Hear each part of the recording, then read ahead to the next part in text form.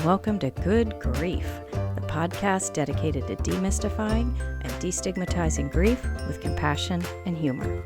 I'm Nikki. I'm an end-of-life doula and a grief coach in Columbus, Ohio. And today we're going to be talking about grief.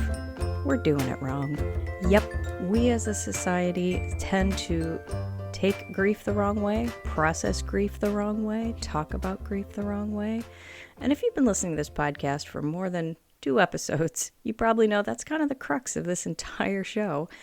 And one of the things I complain about the most is how we as a society just don't understand grief, and we're telling everybody all the wrong things to do and all the wrong ways to process our grief.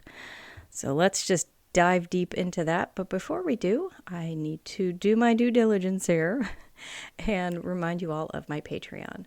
You can find me at patreon.com/NikkiTheDeathDoula.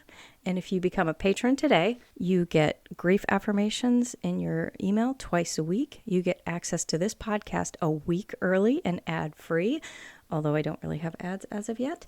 And there will be some bonus check-ins and discounts to any upcoming workshops I will be doing in the new year. Yes, I'm going to be hosting some more workshops coming up in 2024. So you can look forward to that. All right. So let's talk about this a little bit. Let's talk about grief and what it is we're doing wrong. And this tends to lean more towards Western cultures, but this is true in other cultures as well. So I'm not going to generalize. I'm not going to say who's doing what wrong, but let's just say on the whole, we seem to have the wrong idea about grief. And I hesitate using words like right and wrong because there is no right or wrong with grief. I mean, I'm saying at the end of every episode, your grief is yours and your feelings are valid. So whatever you're feeling is yours and you're entitled to it.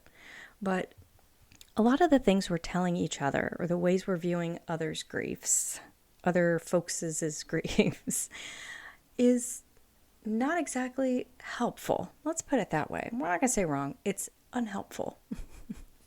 Okay. So what is it we are getting incorrect? What is it we're doing in an unhelpful manner with grief? Well, first of all, I did an entire episode on Elisabeth Kubler-Ross and her stages of grief and how that was misconstrued in a lot of ways and viewed incorrectly. They're not stages, they're not steps. It's not a 12-step program that you get through and you're magically over your grief. Go listen to that episode if you're so inclined to hear more about that. But our grief doesn't show up in predictable stages. We can start grieving long before the loss occurs. And I've talked about that in my episode on anticipatory grief. If you're caretaking for somebody who's dying, you're going to start grieving them long before they're gone. So when the loss does happen, when they do pass away, we've already gone through a huge chunk of grief. We've already started that process. So the process at that point is going to look very different than if you lose somebody suddenly and unexpectedly. And this could be not just death loss. Like I said, grief is grief. This could be job loss, pet loss, loss of a home, loss of financial security, loss of friendships, there are relationships. There's a lot of different losses out there. And our grief isn't going to show up for those in very predictable stages. And let's talk about other losses, like a loss of a relationship, whether it's a divorce or a breakup or whatever. The end of a romantic relationship can be absolutely devastating. And you might assume like, oh, it's going to be fine. There are so many terrible things we can say to somebody who've just suffered a relationship loss. Like, oh, you were too good for them anyway. You'll get over it. Let's find you somebody else to get you over this. Like, no. Allow somebody to grieve and let them be angry. Odds are anger might happen. It might not, but anger might happen. Let them be angry for a little bit. Be angry with them. Go shout at the moon. I'm always saying that. It's a fun thing to do. Go shout at the sky. Shake your fist at the clouds. Let them be angry. I've recently heard of a place not too far from here in Columbus that offers axe throwing and rage rooms. And I love this idea. They fill the room with stuff. You go in like a protective suit and you can just shatter dishes on the wall and just destroy stuff and get your rage out. Like, what a beautiful idea to have a constructive and safe way to release your anger. But back to it, we're not going to have predictable stages. So we can't say like, all right, you're going to be angry and then you're going to be sad and then you're going to be, at whatever comes next, to you. That's just not how it's going to work. And as I've said before, we don't always feel feelings one at a time. It's not so neat and tidy. We're not going to be angry today, sad tomorrow. You might be angry and sad. You might be relieved and sad. You might be guilty and joyful. Like, there are so many different feelings. You're probably going to feel more than one at a time. That's totally normal. So by assuming everything is going to happen in a predictable and scheduled format, we're doing other people a disservice. Because in our minds, if we're saying you're going to go through these stages in this order and they don't, then you're going to look at them in a manner of saying, well, they're grieving wrong. No, they're not. And letting them know, like, okay, well, you're angry today, so tomorrow you'll probably be sad. Don't tell people what they're going to feel. Don't think that you're going to feel one way tomorrow because you're feeling one way today. We can't anticipate stages of grief. And grief is I'm not going to say go away, but you can be separated from it for a while. And then months down the road, it's going to come back. And it's going to smack you in the face when you absolutely are not even expecting it. In my episode where I interviewed my friend Carrie, we were talking about music and how sometimes you can be out and about shopping at the mall or the grocery store, and a song comes on the overhead thing and it reminds you of somebody. And it can hit you real hard at the worst time. And that's just how grief works. It comes up and taps you on the shoulder when you don't want it to. That's the thing we can predict, is that grief will be unpredictable. I know, oxymoron, right? So the next thing we're getting wrong is the idea of letting it go and getting over it, which is something I say in every single episode, that we're not going to get over our grief. And you can't just let it go. You can't just forget it, right? What do I always say about grief? Grief is love. Grief is an expression of love. If we didn't love what we lost, we wouldn't grieve it. So if you let it go, in a manner, you're letting go of that love. Embrace your grief. Don't let it go. Hold on to it, because that's your connection to the thing that you lost. And you can't make it come back. You can't make that person come back. You can't make that thing come back. But you can stay connected to it, and you will never lose that person or that thing or that idea or whatever it is you've lost. You'll never be without it again. Your grief is your tie to that loss. And telling somebody to let it go, what an awful, awful thing to say. I know it might come from a place of heart, but please don't say things like that. And don't think things like that for yourself. Don't think, all right, I need to let this go. It's time to move on. You don't have, like I said, you're not going to get over your grief. You can't let it go. You need to hold on to it. You just need to look at it and work through it in a different manner and learn how to adapt and live with it. And by telling yourself that it's time to let go of it, it's telling you that that thing no longer matters in your life. And maybe it does. Maybe it doesn't. If you're one of those people that needs to let it go, that's okay too. Another thing we're getting wrong. Grief isn't always a single thing. It's not always a one little item. I don't want to say item, but grief, let's just say grief doesn't walk by itself. There are I've talked about side effects of grief, and there's secondary griefs, and there's compound griefs. It's almost impossible, especially if it's a significant loss, like the loss of a spouse. It's not just the loss of them. It's the loss of the relationship. It might be a loss of some financial security. It's the loss of companionship. It's the loss of identity. If you've been with that person for a long period of time, you're part of a couple. And you have your own identity, but you also have the identity of being in a couple and being another part of that person. So we can't just say, well, I'm so sorry you lost your husband. You didn't just lose your husband. You lost so much more with that. And to not understand that and to not recognize it and then work through it is doing yourself a disservice again. And also understanding that for people around you who have suffered losses. If somebody's lost a job, you might, first of all, that's a hard one to really grasp, to think that they're grieving. Because when you think of grief, you think of death loss. And like I'm always saying, it's not always death loss. If somebody you know has just lost a job, they're going to grieve. And this grief isn't just necessarily the loss of income. That's a big one, right? but it could be they may have had really good friendships at work. They might have had great relationships with some of their coworkers, and they've just lost a group of friends. They've lost maybe a sense of identity. If this was a job they had for a long time, or a job they really loved or really identified with, really wrapped themselves up in, they've just lost a sense of their identity too. So there's a lot of griefs involved in that. So recognizing that when somebody's experiencing a loss, they're not experiencing just that loss, can be incredibly helpful for someone on the outside to understand and think about. Again, if you know somebody who's experienced a loss and you want to be a good, helpful friend or guide or companion through their loss, recognize that they're experiencing more than just one loss at a time. And, I'm not going to say be a mind reader and try to think, okay, well, clearly they're going to suffer this too. Talk to them about it though. Say, hey, I'm so sorry you lost your job. Are you feeling okay about your self-worth? And I don't know, that might be a bad way to phrase it, but just recognizing that they might have that and to be a little more gentle with them. And things like the loss of somebody you've been caregiving for, they may have spent years caring for somebody and that person is now gone. And that can be really difficult to integrate back into your life prior. You might not be able to. So again, you've lost a bit of your identity because your identity was a caregiver. Okay, let's talk briefly about trauma and grief. And I am not a psychiatrist, I'm not a psychologist, I'm not a licensed counselor, I'm a grief coach, but I am not specialized in trauma work. So I just want to put that little cover my butt out there on that.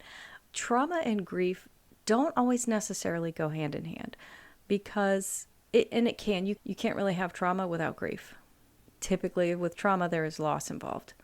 So there will be a grieving process with any traumas, but you don't necessarily have trauma with your grief.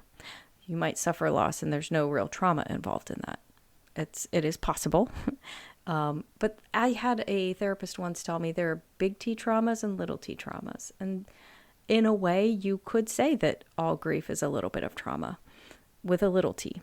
But because somebody has suffered a loss, that doesn't necessarily mean it is traumatic for them. It could be, but it doesn't necessarily mean it is. And this is really, really tricky because even if it's a secondary, tertiary, whatever loss, each one might be a little bit different. And some losses might be very traumatic for somebody and some might not be. So you don't necessarily have to approach somebody who suffered a loss with a thing of, okay, they're clearly traumatized and this is huge. It might not be for them. It might not be super traumatic. So you don't have to approach it as thus. Typically with grief, if you're on the outside and you're trying to assist a friend or somebody in your life who has suffered a loss and you're not sure what to do or what to say, this is when you let them lead. Let them tell you where they are with this. Let them tell you if it's traumatic or not. And they might not say it in those specific words. You'll gather it from context clues, I would hope. But you're not necessarily you can't necessarily assume that there is a trauma involved in this. Now, if they have suffered a trauma, there will be grief involved. So understanding that is huge. Okay, so let's talk briefly about black and white dualities with grief and with loss.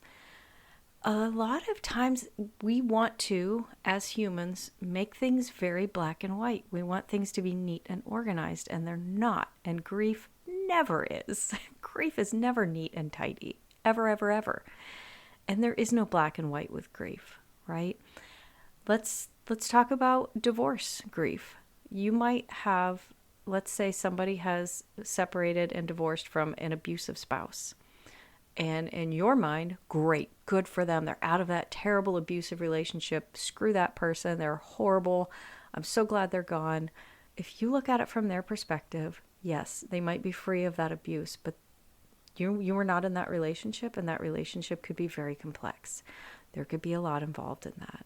They might be suffering a lot of grief surrounding that. That can be very difficult to have somebody in your life and then not anymore. And just because that person mistreated them doesn't mean they're not grieving that relationship a little bit. And please don't judge people for that. Please do not judge people for that.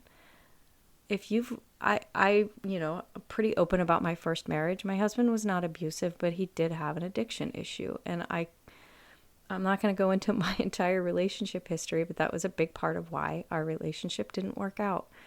And I might have some negative things to say about him sometimes, but he was a good person. He loved his kids more than anything on this planet, and he was very kind. He was very sweet at times. He was very romantic at times, but I couldn't handle his addiction issues. And again, this isn't about me and my past, but there were obviously aspects of that relationship. I wouldn't have married him if he wasn't a good guy at some point, you know? Like, you have to remember that it's other people's relationships, first of all, none of your business. But relationships are complex. There's more to it than just the abuse, if that was the case of a divorce. So think about that. There might be some love involved. You can still grieve for a terrible marriage, and that's okay. So please keep that in mind. And not just for helping other people, but for yourself. If you are leaving a bad relationship like that, or if you had an abusive parent that has just died, give yourself some grace. It's okay to grieve them too. Other people might look at you and think you should be so happy that person is gone. If you miss them, that's okay. Okay, you're entitled to whatever you're going to feel, and please understand that those griefs are going to be incredibly complex. And with cases like that, that's when I tend to recommend people seek out a therapist of some type to help them pick through that trauma and that loss and work through all those myriads of complex feelings. But if nothing else, allow me to validate them for you. You're allowed to feel those feelings. You're allowed to miss somebody that may have hurt you. Okay? There was a really good book I read or listened to, an audiobook very recently. It was Jeanette McCurdy, who wrote a book. The title of the book is I'm Glad My Mom is Dead. It was a really interesting read because she had a very complex relationship with her mom. And I would recommend it, giving it a listen or a read. It was very interesting. I might just do a whole episode on that and this whole thing sometime, but she had a very complex relationship with her mom. Her mom was not very nice to her, but was still her caregiver for a long time. So anyway, that's enough of that. I recommend it. So another little thing we don't think about or we don't necessarily get correct is things like there's a fluctuation in your needs. You might one day be like, I need to have all of my friends with me. I cannot be alone. I need all the support I can get. And then very next day you might say, I want to be alone. Please leave me alone. So from either side of that, respect that. If you have somebody in your life that's going through a loss or going through a grief, and one day they're like, please, I need you here, be there for them as best you can. If the next day they're like, go away, I don't want you here, don't take that personally and respect that. Let them be alone as long as you feel they're safe. If you feel they're not safe, that's a different story. But if you feel they're safe, go ahead, give them that space. Respect that. If somebody really wants to be alone, I'm one of those people, I like to be alone with my grief. I like to go through things by myself. I process things a little bit better when I'm by myself. Not always, and that's another thing. Sometimes I do not process things well when I'm alone, but sometimes I do. I need that space to be able to process things in my head for a little while. And if you are on the outside looking in, please don't like try to be their white knight and be like, I'm going to be here 24/7, whether you like it or not. You should not be alone. Don't assume that. They might want to be alone. And if you yourself want some space, let yourself have it. Give yourself that space. That's fine. You're allowed. But just understand that your needs are going to fluctuate from time to time. You might go through phases of, I need constant help. I need people to get me out of bed, to put me in the shower. I need people to do my laundry for me because I can't function. And the next day you might be like, I'm good. I got this. I'm going to do everything myself. There are fluctuations in that, and that's normal and okay. So whichever side of the grief you're on, know that and respect that for yourself and for others. And just one last thing I'm going to put out here. There's so much. Like, obviously, I have an entire podcast on this. There's so many things about grief and things that we've necessarily not been doing correctly. Again, I'm hesitating to use right and wrong, but even correct and incorrect are not the best terms. But I had an episode way back on the DSM and grief because this is becoming more widely recognized, which is good. This is something we have been getting wrong that now we are getting right. And again, I just use right and wrong, but you know what I mean. But it's the idea of long-term grief. Grief, as I'm constantly saying, it's something that doesn't go away. It's with you forever. It just changes and you adapt with it. And we have now been recognizing that long-term grief is a thing and it's valid and it's something we should recognize. Now, when it becomes disruptive to your daily life, could be when, you might need some extra help with a therapist, medications, things like that. But grief can affect us for a long period of time. And I use my brother as an example in a lot of this. And with my brother, when he died, I've mentioned this before, I didn't process my grief for him at all for probably 2 years, if not longer. I think it really finally hit me like 4 years down the road, maybe. It was a while, and it hit me, and when it hit me hard, and I really cracked. And this is my loss with him is something that is going to be with me for a long time. And he and I had a complex relationship. We didn't really get along, especially at the end. And I've got a lot of things wrapped around that. So this is going to be a grief that's not, like I said, it never goes away, but it's going to be something that's going to affect me for a long time. And long-term griefs can affect newer griefs. And again, I'm just going to keep using myself as an example, and I'll come up with some other examples too, but I recognize that my parents are going to die before I do, likely. Obviously, we don't get a choice in this matter, but it's most likely that my parents are going to pass away before me. And I still have that grief with my brother, and then my parents are going to be gone. We were a family of 4, so that's it. I will be a family of 1 at that point. Obviously, I have in-law family, I have chosen family, I have people in my life. I'm not alone, but that family of 4 dynamic is gone. It will be gone one day. And that grief with my brother is still going to be there, and it's only going to be enhanced by the loss of my parents as well. Any grief can continue on.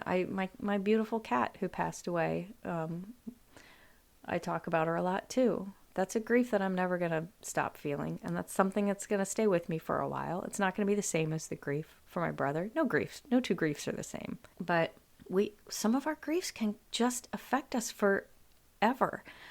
I had a coworker once who we were talking about parental loss.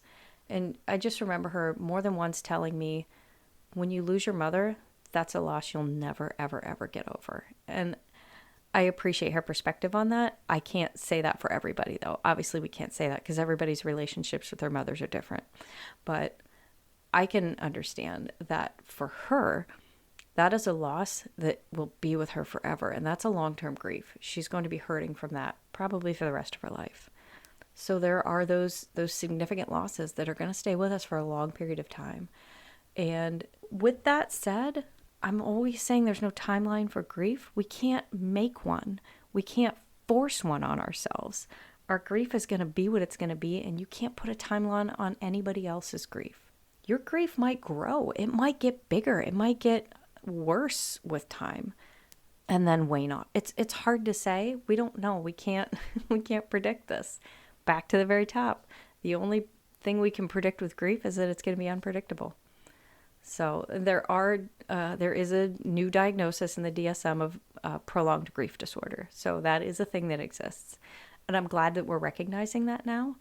Because if you think back to, a few hundred years ago, you'd have somebody that was still grieving somebody that lost 10 years prior. Society would probably slap them in a loony bin. Like, how awful did we treat people who were grieving? And I've been, learning a lot more about child loss with my work with the new nonprofit here, Let the Light In, for women who've suffered pregnancy and infant loss. And I'm learning a lot more about that. That, I imagine, is a trauma and a grief that can never possibly go away. I've never experienced it personally, so I can't say. But from the women I know who have, that is something you never, ever, ever forget. And that is a grief that will continue to hurt for a long time. Okay. Whew, that got a little heavy, didn't it? So again, I hesitate using words like right and wrong. I hesitate saying good and bad for good reason, because whatever you're going to feel is valid. and you're going to suffer your grief in your way and on your terms. And nobody can tell you different. And don't tell anybody else different. So if that's all you take away from this episode, take away that. I mean, what do I say at the end of every episode? Your grief is yours, your feelings are valid, and grief doesn't always have to suck, because it's true. Your grief is yours, okay? And the only predictable behavior of grief is that it will be unpredictable. Okay. All right, guys. So with that, it is now time for the Death Deck. Yay. All right, I'm going to shuffle the cards up. Pull one at random. Okay. Ooh, this is an interesting one. And I might do an entire episode on this topic. But whole body donation, which is donating your entire body for research with your family receiving cremated remains later, is A, a final piece of value to give the world through science. B, a nice thought, but no. C, 100% creepy. I mean, they'll be poking around everywhere. This is something I have chosen not to do for myself, but I do love and appreciate that is an option. And I love and appreciate people that choose this option. I have some friends that have chosen to do something like this. Like I said, I could do a whole episode on this, but if you are at all interested in this topic, read the book Stiff, The Curious Life of Human Cadavers by Mary Roach. She goes into what happens when you donate your body to science. Really, really interesting read. If you're into that, if you're not, that's okay. No offense. Okay. Thank you guys so much for tuning in this week. I appreciate you, all my listeners, and I love you all, and I hope you are having an amazing week. Please don't forget to check me out on Patreon, patreon.com/NikkiTheDeathDoula. And you can find me on the socials as well. I'm on Instagram, Facebook, and TikTok, all at Nikki the Death Doula. And you can find my website, NikkiTheDeathDoula.com. I should have some great things coming up this year. I've got some wonderful plans. I talked about some workshops, and yeah, I'm hoping to just have some great new things out there for the world, because I'm so passionate about what I do, in case that's not obvious. All right, everybody. I hope you have an amazing week. And remember, as always, your grief is yours, your feelings are valid, and grief doesn't always have to suck.